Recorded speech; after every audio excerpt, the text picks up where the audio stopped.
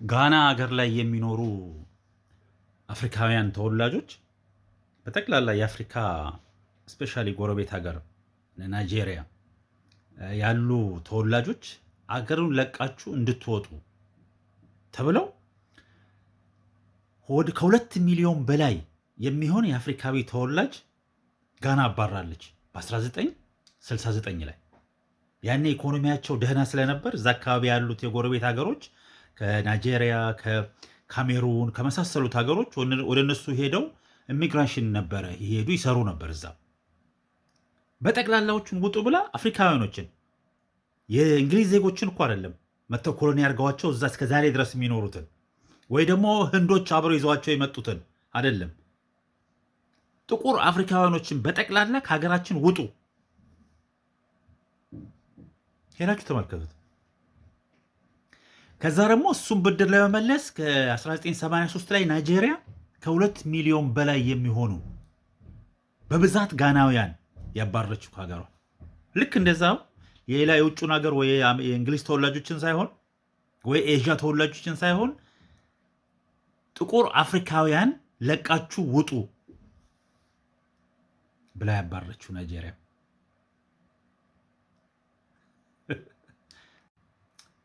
እኛ እኮ ያለብን ችግር አሁን ሳውዝ አፍሪካ ላይ ሰው ሁሉ የሚያየውን ነገር እንደ አዲስ አድርጎ እየቆጠረው እንዴት አፍሪካውያን ሌሎች አፍሪካውያኖች ከሀገራቸው ያባራሉ እያል ከዚህ በፊት ው ልክ ከዩሮፓውያኖች ኮሎኒ ከወጡ ጀምሮ እያንዳንዱ ሀገር የጎረቤቱን ሀገር ያባራል ያለው ምንድን ነው? እሱ ሪዝኑ ምንድን ነው ብለን ብንጠይቅ ምን መሰላችሁ የሚያደርጉን እነሱ ዩሮፓውያኖች 10% አይሆኑም። የዓለምን ህዝብ ነው የምነግራችሁ። ከ7 እስከ 10% የሚሆን ህዝብ ነው ይህንን ሁሉ ህዝብ 90%ቱን የዓለም ህዝብ የሚገዛው የሚያስተዳድረው ያለው።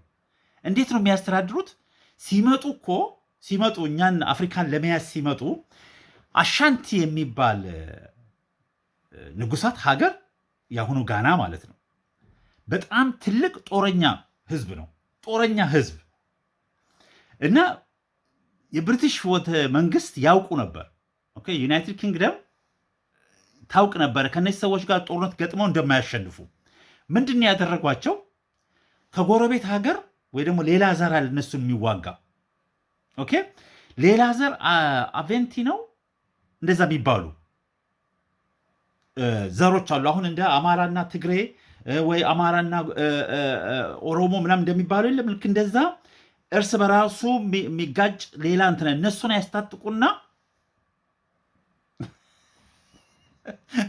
እነሱን አስታጥቀው እርስ በራሳቸው እንዲዋጉ ከዚህ በፊት ከአሻንቲ ጋር ይዋጋ የነበረውን ሌላ ተቀናቃኝ ንጉሥ አስታጥቀው እርስ በራሳቸው እንዲዋጉ አረጓቸው። መጀመሪያ ልክ ተዋክተው ሲጨርሱ ሁለቱም ደቀዋል። አገራቸው ዜሮ ገብቷል።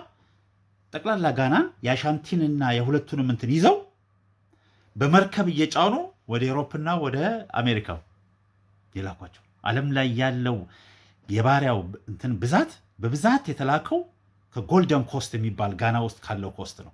በብዛት ዌስት አፍሪካኖች በዛ በኩል እየተጫኑ ራሳቸው ጦርነት ቢገጥሟቸው ኖሮ እንደማያሸንፉ ያውቁን ነበር። ግን ምንድን ያደረጉት? ለእነሱ ተቀናቃኝ መሳሪያ ሰጥተው ልክ እኛ ጋር ሲመጡ አሁን ጣሊያኖች መጀመሪያ መጥተው ተሸነፉ አይደል? አድዋ ላይ ተሸንፈው ሄዱ። ልክ ሁለተኛ ሲመጡ ምንድን ያደረጉት? መጀመሪያ ደጃዝማች ባልቻ እሳቸው ጋር ሄደው ነው የጠየቋቸው። ሂዱና ታሪካችንን ተመልከቱ።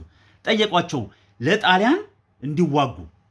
እሺ ቢሉ ኖሮ ልክ እንደነዚህ እንደ ሌሎቹ የአፍሪካ ሀገሮች እሺ ብለው ለጥቅም ብለው ማለት ነው መሳሪያ ይሰጣቸዋል። መርዝ በሁለተኛው ሲመጡ መርዝ ሁሉ ይዘው መጥተዋል። ኬሚካል መሳሪያ እሱ ሁሉ ይሰጣቸዋል። እርስ በራስን ያጨፋጭፉናል። በቀላሉ ልክ ጦርነቱ ሲያልቅ ሁለታችንንም ይይዙናል ማለት ነው።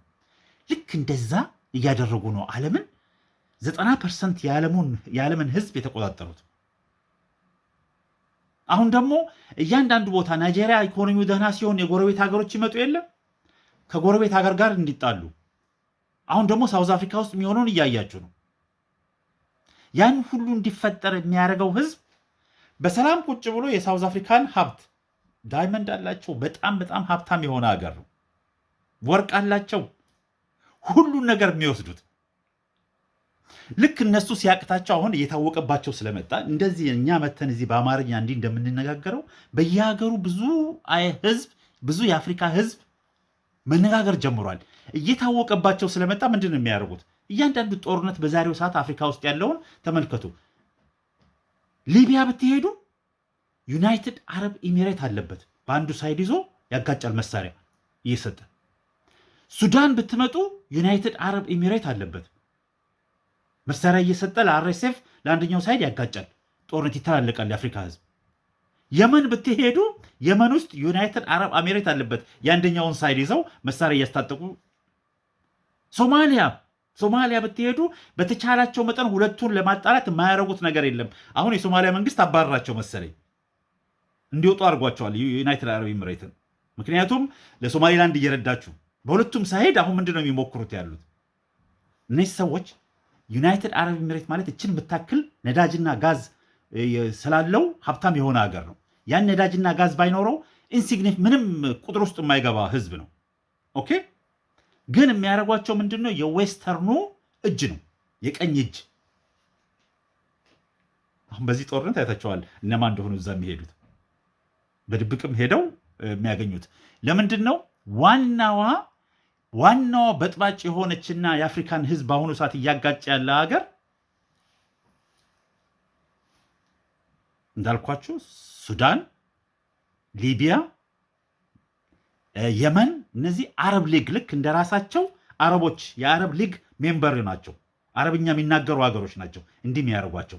እና ሌላው ለአፍሪካ ሀገር እንግዲህ ያስቡ፣ ሊያሳድጉን እኛን ሊያለሙ ወይ ደግሞ ኢኮኖሚያችን ሊያሳድጉ ነው የሚመጡት አይደል? እና ችግሩ አንደኛ የሚጠቀሙብን መንገድ ይቀያየራል እንጂ አንድ አይነት መንገድ ነው እስከዛሬ ድረስ የሚጠቀሙብን ያሉት። እርስ በራሳችንን ከፋፍለው ወይም ደግሞ ይሄ የውሸት ነታል እኛ ረዳት ነን። አሁን ለምሳሌ ዩናይትድ ኔሽን አቋቁመናል፣ ለዓለም ህዝብ ለፍትህና ለእንትን የቆመ ድርጅት። ዩናይትድ ኔሽን ሲቋቋም ያቋቋመው ሰው ነው የምነግራችሁ። ቦታውን ገዝቶ ቢልዲንጉን አድርጎ የሰራው ሰው ሮከፌለር ይባላል። ጆን ዲ ሮከፌለር ጁኒየር እሱ ነው መሬቱን ገዝቶ ለዩናይትድ ኔሽን የሰጠው፣ ቢልዲንጉ እንዲሰራ የሰጠው እሱ ያሰራው። እዛው የእሱ ድርጅት ያለበት ማናተን ኒውዮርክ ውስጥ እዛው አጠገቡ ነው የተሰራው። እዛ ነው የምንሰበሰበው፣ እዛ ነው ለዓለም ፍትህ።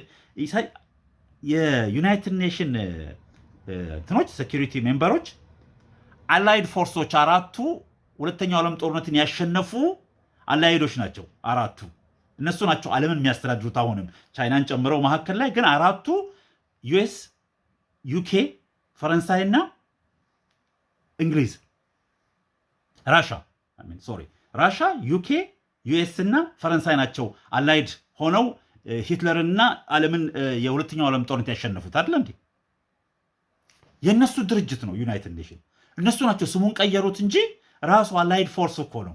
ከዛ ቻይናን ጠብ አድርጎ አስገቡ መካከል ላይ እንትን እንዲመስል። በእነሱ ናቸው የሚያስተዳድሩ።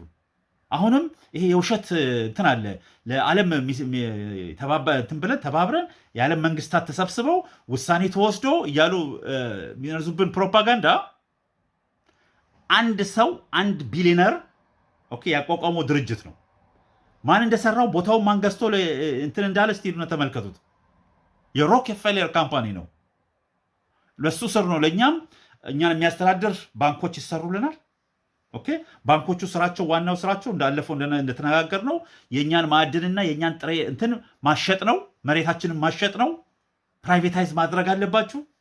አንድ ኢኮኖሚ በዓለም ላይ ያለ ኢኮኖሚ ደህና ቦታ የደረሰ ኢኮኖሚ የለም ከመንግስት ቁጥጥር ውጭ የሆነ። ይህ ካፒታሊዝም የሚባለው የሚነዛብን ፕሮፓጋንዳ መሰላችሁ። ፕራይቬታይዝ በግለሰብ እጅ ማስገባት ለሁሉም ነገር ጥሩ ነው። የቻይና ኢኮኖሚ እንደዚህ እያደገ ያለው ወይ ደግሞ በራሳችን እንኳን ብናይ በጣም ብዙ ነገር እያደገና ደህና ቦታ እየደረሰ ያለው በመንግስት ስር ያለው ነው። በመንግስት ስር ያለ ኢኮኖሚ ለህዝብ ተጠያቂነት አለው። በፕራይቬት ሴክተር የገባ ኢኮኖሚ ፕሮፊት ነው። ፕሮፊት ብቻ ትርፍ ነው የሚያስፈልገው፣ ትርፍ ነው የሚያስተዳድረው። ዶንት ኬር ለህዝቡ ወይ ለሀገር ወይ ለምን የሚባል ነገር የለም። እና ይሄን ፕሪንሲፕል ነው ካፒታሊዝም የሚሰጠን ያለው። የሚጠቀሙብን መንገድ አንድ አይነት ከፋፍለ ግዛው ነው። ከድሮም ጀምሮ እስካሁን ድረስ እርስ በርሳችን ማጋጨት ነው። ጉላክ